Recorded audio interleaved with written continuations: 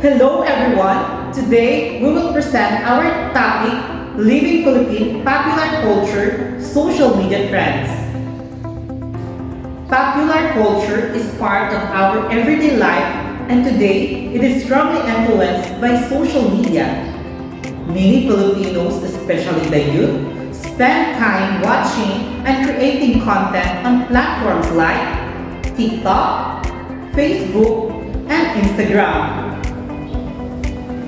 These platforms are full of trending dances, funny memes, and viral challenges that many people enjoy. In this presentation, we will explain what social media trends are, where we see them in daily life, their positive and negative effect, and how they influence Filipinos today.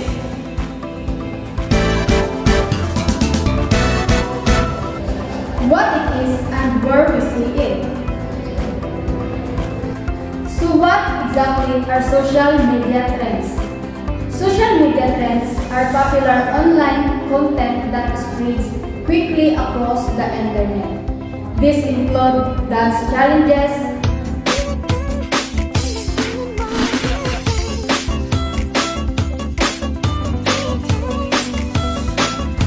memes, May I ask a question? May I ask a question? May I ask a question? funny videos, and relatable posts that many people Kuya, nagdodroga ka ba, kuya? Paano masabi? in the Philippines, we see these trends almost everywhere. People watch and share them on TikTok, Facebook, and Instagram. Students sometimes perform trending dances during school programs, and friends often recreate viral videos together. Even during family gatherings, people record fun videos to post online.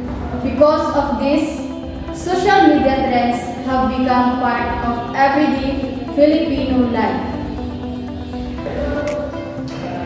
Here the positive effect on social media trends.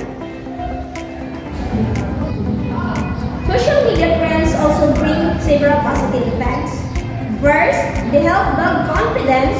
Many young Filipinos share their talents such as dancing, singing, or acting through short videos.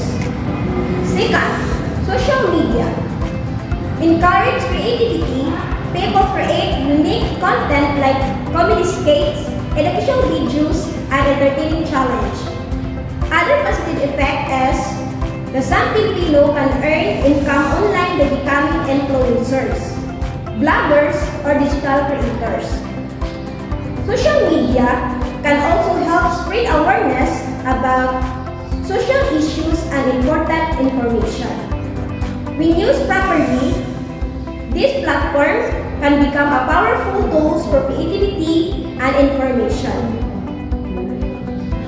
However, social media trends also have some negative effects. One common issue is social media addiction, where people spend so much time online and get distracted from school or responsibilities. Another problem is cyberbullying, where users receive negative or harmful comments. Social media can also create unrealistic beauty standards which may affect self-confidence. Despite these challenges, social media trends continue to shape how young Filipinos dress, speak, and interact online. In conclusion, social media trends are a clear example of living Philippine popular culture because they influence how Filipinos express themselves and connect with others in today's digital world.